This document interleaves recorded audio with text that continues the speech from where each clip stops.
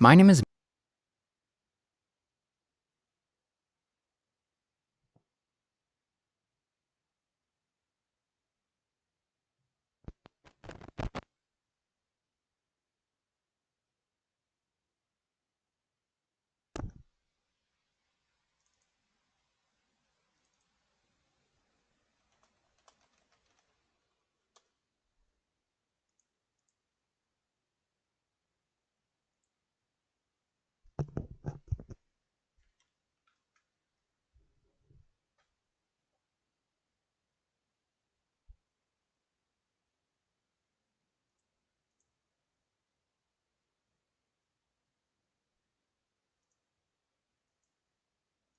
Matt, and while this might look like an old beat-up Xbox on the outside, on the inside is actually a pretty powerful custom gaming PC. That's right, I fit a modern 6-core CPU, RTX graphics, and a ton more in this little box, and this is more than just some parts shoved into an Xbox case. I made sure to add some interesting touches like making the original power button work along with the green LEDs. It runs hot, it's loud, and it's not very practical, but I'm pretty darn happy with the end result, and I'm super excited to share the entire process of how it all came together. This is going to be a pretty long video, so enough with the preamble. It's now time to tell you the story of how I turned my childhood Xbox 360 into a modern gaming beast. So I purchased this Xbox all the way back in 2009. At the time, I was in middle school and I scraped together just enough money to buy the $200 Xbox 360 Arcade Edition and a copy of Call of Duty World at War. I have hundreds, if not thousands of hours on this system, and somehow during that entire time, I never got the dreaded red rings of death. I used this system pretty consistently for about 3 or 4 years, then would play on it occasionally up until about 2015 when I started to get into PC gaming. Before tearing it down, I wanted to turn it on and see if it was still fully functional, and don't worry, I have a plan for the internals which I'll talk about in a minute. Plugging it in and turning it on, I was greeted by the classic Xbox 360 startup screen, which was pretty nostalgic for me. I fired up some COD Zombies for old time's sake, as I spent so many hours in middle and high school playing COD 5 and Black Ops Zombies. Then I loaded up GTA 5, which I kind of forgot was on the Xbox 360. It runs a little choppy, but the fact a game is large and expansive as GTA 5 plays on the 360 will always be mind-blowing to me. So with that done, I could pull off my nostalgia glasses and get into opening this thing up. Opening up the Xbox 360 is quite annoying to do, but I actually had a lot of fun doing it because I can remember trying to open it up when I was younger, but once I got to the security bits, I couldn't get any further and just gave up, so 13-year-old me would be happy to know I finally am getting this damn thing open. There are tons of annoying clips and clamping mechanisms you have to carefully open, even just to get the bottom plastic shell off. With that off, I could remove some torque screws, which finally gave me access to the internals. I was honestly worried about how the inside was going to look, but for a 13-year-old system with a ton of time on it, it was actually surprisingly clean. There's definitely some dust, but again, I was expecting much worse. Removing the SATA power and data cables, along with this piece of tape, allowed me to lift out the CD drive and revealed even more of the mainboard. Undoing one clip allowed me to lift off the fan shroud, which revealed two 70mm fans positioned as exhaust. The way this works is cool air gets pulled through any gap exposed in the case, and that shroud I just removed directs the air over the heatsink, and then the fans can exhaust it out the back of the case. And after seeing this, I decided I would hopefully try and replicate this type of airflow design in the final build. I disconnected and removed the fans, then went to remove the front RF and power button board, which is something I planned on adapting to work with the final build. Then finally I could remove like 15 more screws to release the mainboard. The Xbox 360 used a tri-core PowerPC based CPU designed by IBM and had an ATI designed GPU. There's only 512 megabytes of RAM, which is kind of insane to think about how large scale of games that could run on this system. Now, like I showed before, this Xbox is still 100% working, and I actually want to build these parts into a custom case, so if you'd be interested in a custom Xbox 360 build, let me know in the comments below, and I might just do it on camera. Now, before starting this project, I did do some quick napkin math and sanity checking to ensure I could fit the parts I wanted, and while it did look like it was going to be a tight fit, I knew that it was possible. I planned on modifying and mounting everything to the original metal frame, but it was clear some modifications were going to need to be made. So I pulled out the cutoff tool and got to work. I started by removing this angular bent-in part right here, as I thought it might get in the way of the build. Then I went on to removing one of the sides to make sure both the motherboard and graphics card had room internally. Then I marked where the back I/O was going to be and cut off the majority of the back metal panel. I was happy to see the main components fit, but knew fitting the top panel on and even just getting a power cable to the GPU was going to be tricky. The next thing I did was hold the motherboard in place and marked the 4 mounting holes for it with a metal punch. I was originally going to epoxy some nuts onto those mounting points, but this didn't work how I wanted, so I just drilled out all 4 holes and decided to mount the board with bolts coming from the bottom and nuts on the top. This is a less elegant and more annoying solution, but it's considerably more solid. For the GPU, I planned on mounting it horizontally using this PCIe right angle riser and attaching it like this. The big issue was even without a power connector, fitting the top panel was going to be a pain and would have been impossible with a standard power cable. But that's where this guy comes in. This is a right angle PCIe power adapter. They usually come in packs of 2 and are great for hiding your power cables on vertically mounted cards. As you can see, it plugs into the card like this, then the cable plugs in the adapter like this. Even with the right angle adapter, it was clear the top panel still wouldn't fit, but then I realized this is where the external hard drive sat. I wasn't sure if I was going to include this drive in the build, but I realized that if I hauled out the top panel and this hard drive enclosure, I could make the GPU power adapter fit. So I opened up the enclosure and pulled out the old 60GB hard drive, which will be used, or at very least its data will be used, for the custom Xbox 360 project I talked about earlier, with it then go to town cutting out as much plastic as possible from the interior. Then once I stacked and glued all the pieces together, I would have a good bit of space for the PCIe power adapter to fit. To glue these, I just used some Gorilla Glue Gel Super Glue. I definitely wasn't as careful as I should have been and got some ugly smears on the exterior, but honestly, it kinda just adds to the beat up old Xbox/sleeper look. So with the motherboard and GPU fitment figured out, I wanted to start on some of the front panel stuff. All of the focus of which was going to be on this little PCB right here. This has the power button, green/red LEDs, along with the RF receiver for the controllers. It also has this little piece that fits on top to help diffuse/spread the light emitted from the LEDs. My idea was to solder wires directly to the different components, then use jumper cables to connect them to the motherboard. Luckily, there's a pinout for this board readily available online. Before I could solder anything to the board, I need to remove this connector as it protrudes into the case, which is room I need. I originally tried to desolder the header, but I've never removed something like this and failed miserably. Luckily, with the help of my friend Mr. Pliers, I could rip off the connector, then just cut off all the leads with some side cutters. For wires, I'm just using various types of these jumper cables, which I got a big pack of from Amazon, and these, along with everything else mentioned in this video, will be linked in the description if you're interested. The first thing I soldered was the center green LED. It was super small and annoying to do. As you can see, my hands were super shaky as I was nervous to mess it up.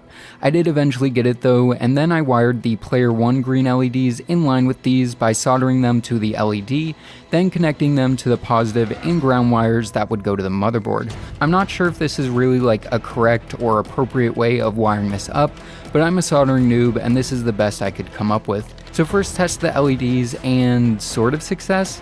The center green one was lit up, but the player 1 LED was red, which after referencing the pinout diagram showed I had soldered in the wrong place. Also, for some reason, LED D3 was also lighting up. Try 2 was a fail, but the third time was the charm. The power button was super simple. I just followed the diagram and soldered one jumper to this pin and then one to ground. At this point, I thought I was done with this board, but then I stumbled upon this Instructables project that showed how you can wire this exact RF board to a USB cable and use it as an Xbox 360 controller wireless receiver. So I just had to solder 4 more jumpers to these top pins. These would connect to an internal USB 2 header on the motherboard, keeping the connection internal and meaning I didn't need to route a USB cable to the back of the case. With that done, I had a giant spaghetti mess, but everything was wired how I wanted it. So with that done, the final thing you might be thinking is, how the heck am I going to power this system? A standard power supply is obviously out of the question, SFX is too big, and even Flex ATX is way too big. To get around this problem, I decided to implement the same design that was used on this Xbox originally. That is, have an external power brick that converts the AC to DC, then an internal DC to DC unit. Many times these come in the form of these little Pico power supplies, but I wanted to power a modern system with a dedicated graphics card. The only real option is the HDPlex 400. Lucky for me, this is an amazing solution. It's expensive at about $100 plus the cost of a power brick, but it's super solid, reliable, and comes with short cables. I picked up this 330 watt power brick, which is used for Dell/Alienware laptops to go with it. Together, these two can power a pretty decent CPU/GPU combo, and I'll be talking about each of the parts later in this video. The HDPlex 400 should fit perfectly in the little spot behind the motherboard, and the brick will obviously sit on the outside of the case. With the power supply explained, let's talk about airflow. The Xbox is super closed off and the internals are cramped, so the only thing that could possibly fit is two tiny 40mm fans at the motherboard end of the case. These I taped in place, marked holes, then drilled 4 holes for each fan. These fit right on, and while I don't know how much they're actually going to help, at least I'm paying homage to the dual exhaust fan airflow design that the 360 originally used. With that done, I shifted my attention to the outer shell. I marked and cut plastic away for the motherboard, the GPU I/O, along with a hole for the power input. There was also a little time spent just removing any unnecessary standoffs or other plastic pieces that might get in the way of the PC parts. There's no more CD drive, so I took the front fascia from it, taped it in place, then fused it to the front panel with more of that gel superglue. Then I just did the same thing for the eject button. With all that done, all the different pieces were pretty much complete, meaning it was time to put it all together and see if it actually works and how it performs. But before I assemble it, I want to talk about all the parts going into this build. Picking parts for this system was a bit of a challenge as I only really had 330 watts of power available. After playing around with a few ideas, I ended up settling on a combination that's estimated to consume about 315 watts at most. For the CPU, I decided to go with X. This is a 6-core, 12-thread CPU running on AMD's Zen 3 architecture. It's a great mid-range option that's perfect for gaming, streaming, and even video editing. Now, something like a i5-12400F would have also been a great pick, but I had both the 5600X and a compatible ITX motherboard on hand, so that's what I used. To cool the CPU, I went with a low-profile cooler from ID Cooling called the IS30. It's very compact, has plenty of copper heat pipes, and overall worked decently well. I was deciding between this or another one, but by process of elimination, I had to use this one, which I'll talk about more later. For the motherboard, I went with the Gigabyte X570i Aorus Pro. This is a pretty full-featured ITX board with multiple M.2 slots and decent back panel I/O. One other nice thing is it has this kind of shielding on the back of the board, meaning I didn't have to worry about setting it directly against the metal chassis of the Xbox. It's kind of expensive, but that's to be expected with a high-end ITX board like this one. For RAM, I went with a low-profile Vengeance LPX kit from Corsair. This is a 2x16GB kit, so 32GB in total capacity, and it runs at 3600MHz CL18. This kit does take up all the RAM slots, but 32GB is more than enough for a system like this, even if you're wanting to do workstation applications. For storage, I just went with a 1TB Corsair MP400 NVMe SSD. This is a Gen 3 drive, but performance is pretty good, and 1TB was plenty for the OS, applications, and all the games tested. Now let's talk about the graphics card. What I ended up going with is an NVIDIA RTX 3060. This is the EVGA XC gaming model, which has 12GB of video memory, like all 3060s, and overall performs pretty well. The 3060 is a great card for 1080p and even 1440p gaming in a lot of games. With that being said, the RX 6600 performs pretty similarly for less money, but this card fit very well into the build in terms of both physical size and power consumption. The power supply, like I talked about earlier, is this 400-watt HDPlex DC-to-DC unit paired with the 330-watt Dell OEM power brick. So now that you understand what's going into the system, let's finally put it all together.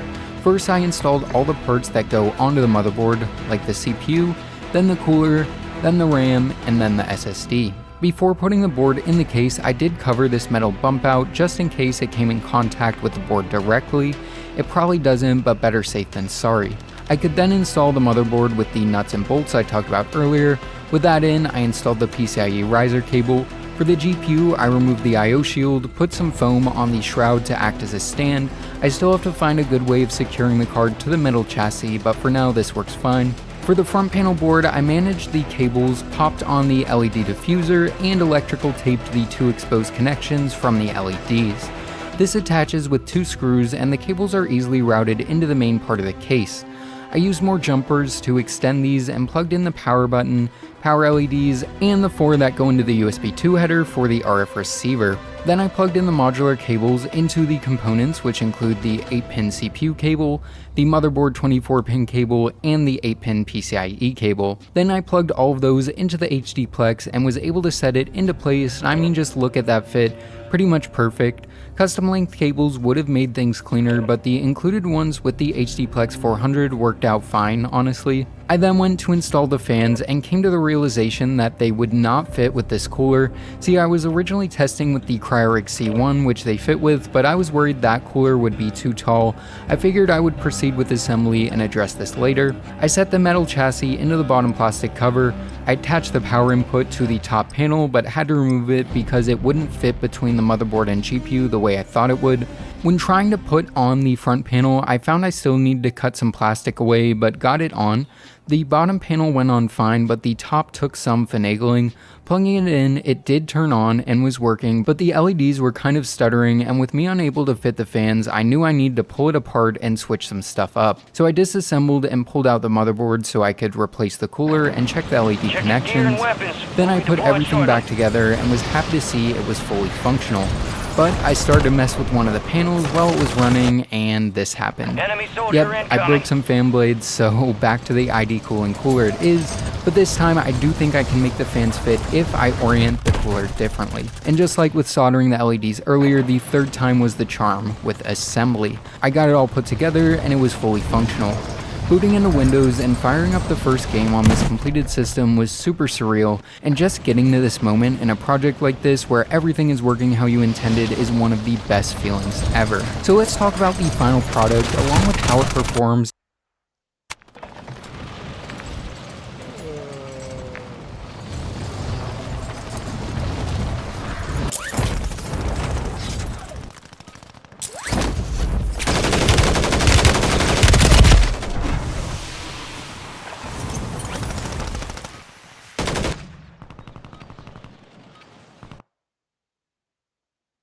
Mierda, me voy a tomar las pastillas, vale.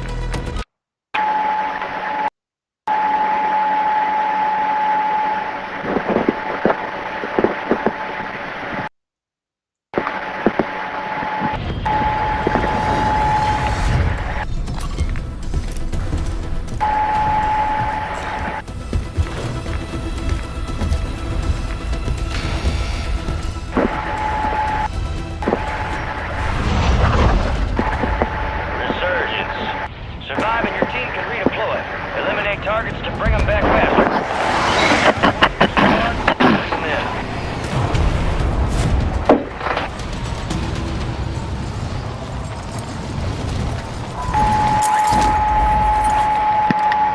Enemies dropping into the AO. Supply boxes marked. Secure those locations. Requesting recon flyover.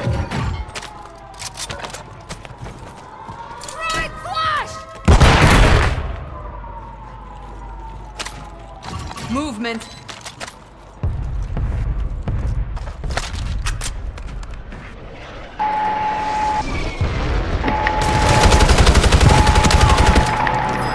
Threats in the area. UAV is bingo fuel. RTB is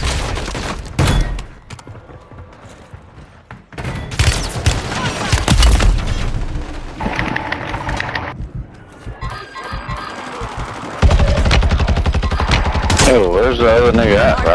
Eyes up. This sector's hot. Where's Green?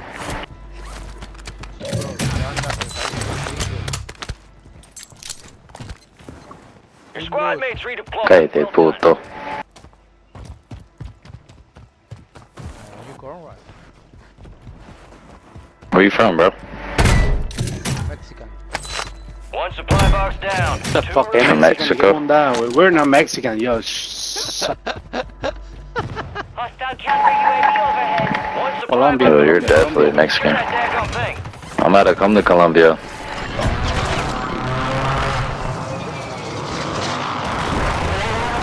No, I'm serious, bro. Can you tell me where the girls, like the bitches, are at?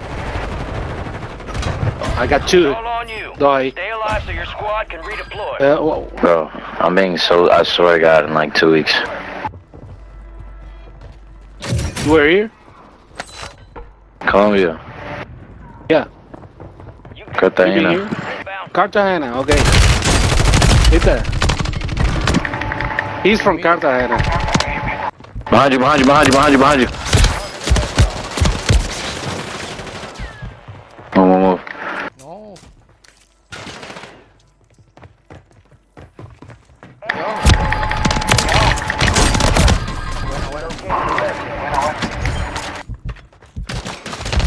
Ah, espera que se reviva para robármelo, para mandar. No, iba a interrogarlo. No. Que hay un logro que hay que reinterrogar 50. We have loading? No. No. No. Yeah. I'll go grab this box. We'll have it.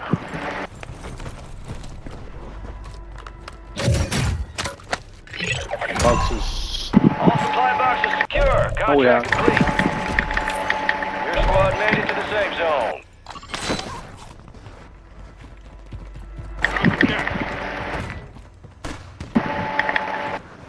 Hostile Guardian has been deployed.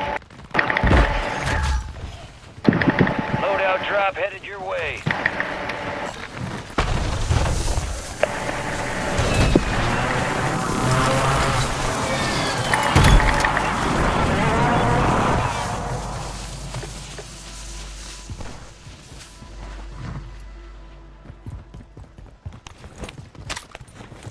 Better be some movement in there. I'm starving. Bounty targets identified. Weapons free.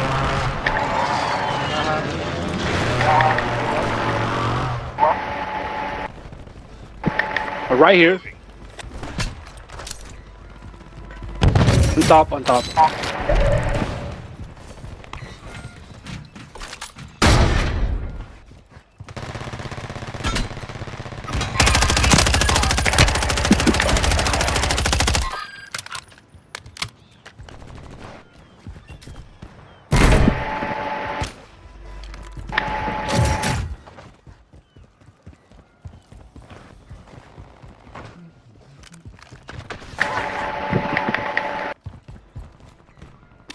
Your squad mates redeploying. Well done. Hostile Guardian is active. Oh, way too wide.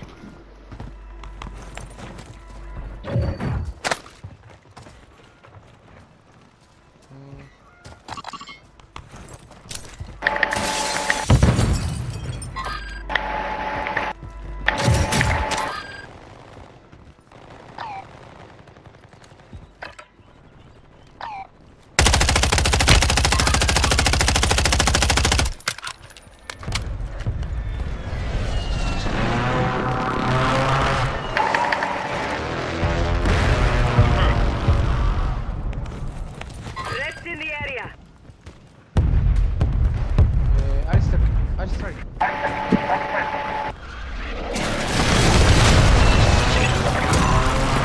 All bounty targets destroyed. Hell of a job.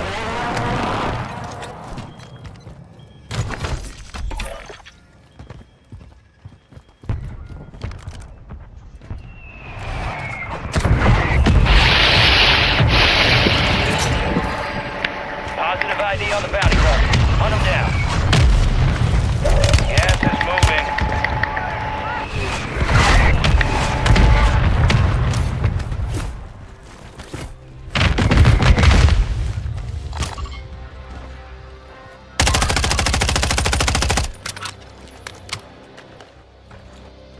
I have no plates. All squad members are in the safe zone. Están viendo ahí arriba. Yeah, let's get out of here. Prison. They are coming. Better be some treats in there. What? I'm starving. On top. Targeted.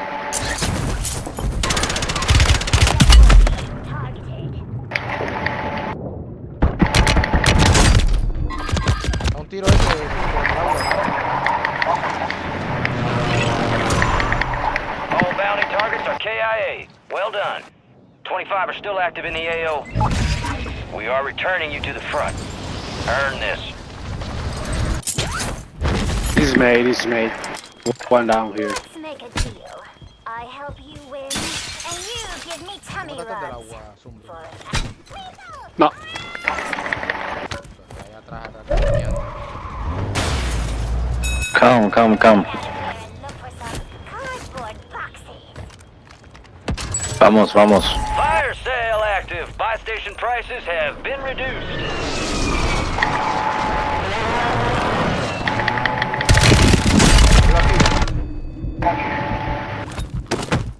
Te digo que se gana allá atrás, allá es Good kill.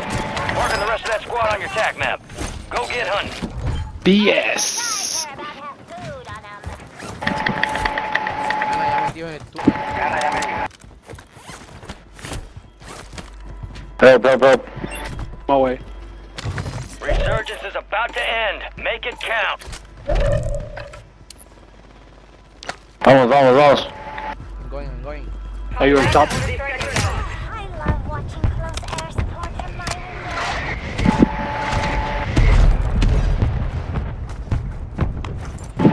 They're top.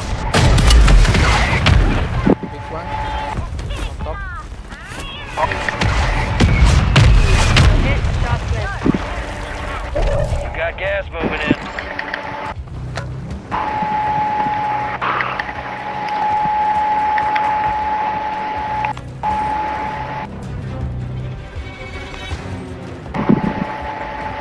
Be advised, you still have squad mates outside the safe zone. I'm on top. Fire sale's over. Adjusting prices.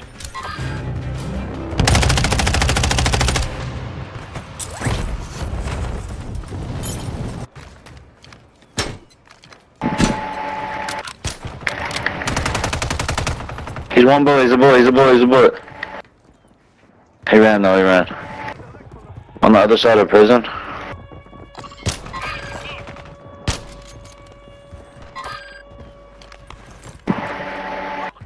Bottom. Ran inside. Sorry, hairball.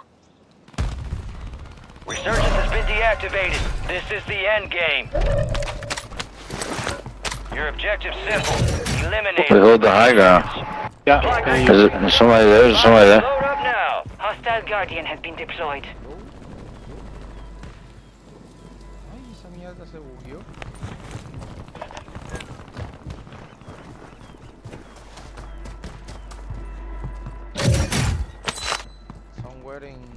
Someone in harbor.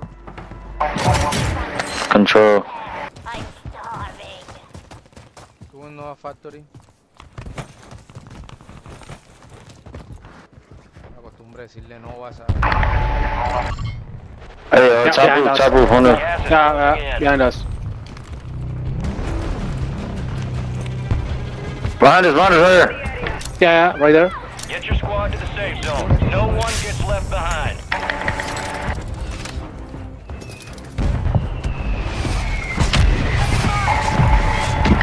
Right below me, he ran inside. Enemy soldier in. We have people on the roof on the other side here. He's flying.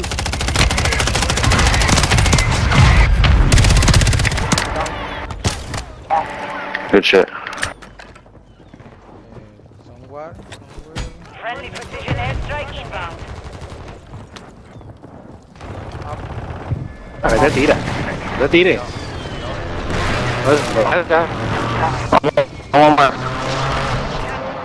Lag. Maldita sea, están hackeando.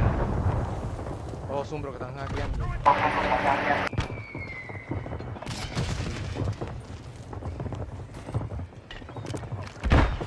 Que solo llega arriba, Zumbro. Caíme ahí, marica, me caí. Behind you. You're losing ground. Move it. No. German house.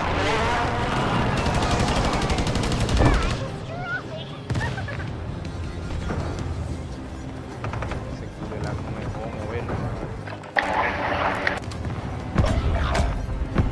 tres ahí.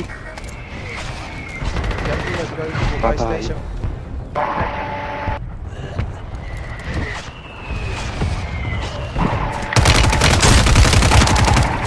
Wow, good.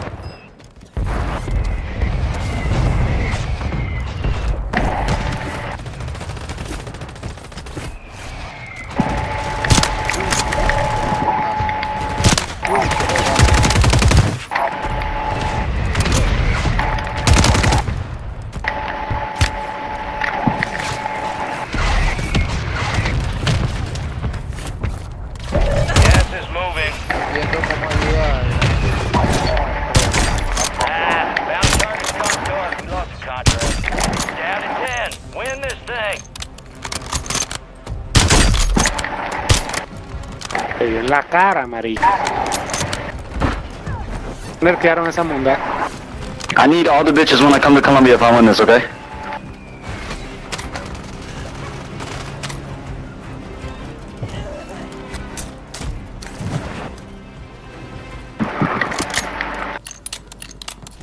$13 lucas para. Se lo escucharon. 4 remain. Finish the job.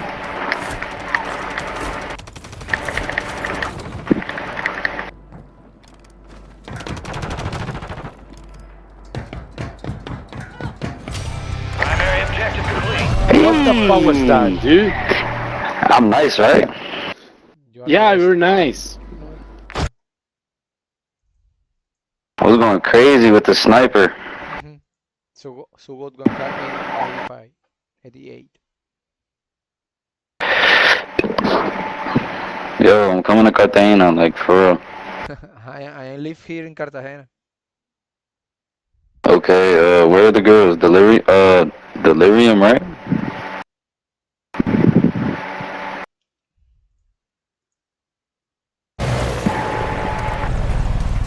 Nah. Game 4. Scavenger? Carroñero en español. Team. Oh my